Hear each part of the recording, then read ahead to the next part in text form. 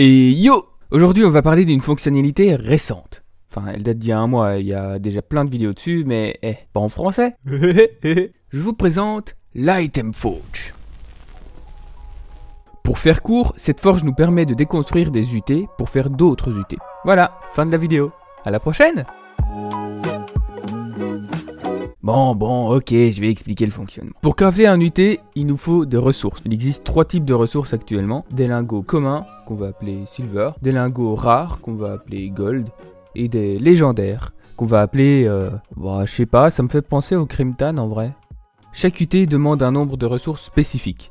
Les moins rares, comme le Corsair Ring, le Sandstone Shield ou le Spider Shuriken, demandent peu de ressources, alors que les plus rares, comme le QOT, la Fungal Breastplate ou la Colo Sword, demandent énormément plus. Pour avoir ces ressources, il faut sacrifier des UT qu'on possède. Petite parenthèse, la forge prend en compte les objets dans le coffre, pas uniquement dans l'inventaire. De la même manière que les rares demandent plus de ressources pour être construits, ils en donnent plus quand ils sont déconstruits. Ils donnent 3 fois moins de ressources que ce qu'ils coûtent, à quelques exceptions près.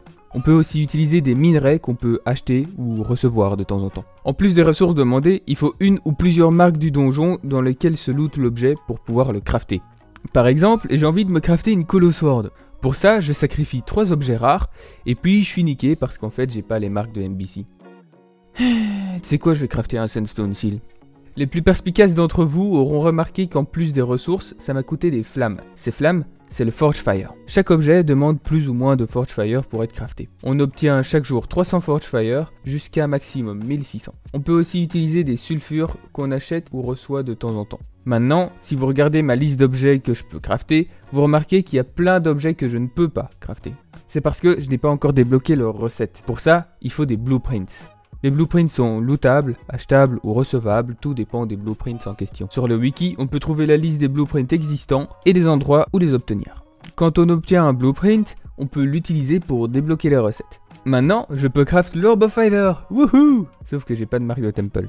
Putain de... Mais du coup, les blueprints qu'on a déjà, on peut plus les utiliser, donc autant les jeter à terre. Non, en fait on peut encore les utiliser. Bon, pas comme ça, mais partons du principe que j'aimerais un QOT.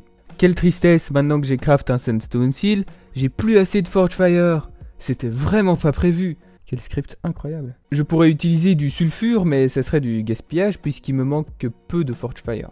Du coup, j'ai une autre solution. Utiliser un blueprint pour réduire le coût en Forge Fire. Maintenant, je peux crafter mon QOT en toute sérénité. Sauf que j'en ai pas l'utilité actuellement et que je croule pas sur les white rares. Donc je vais peut-être pas le faire finalement.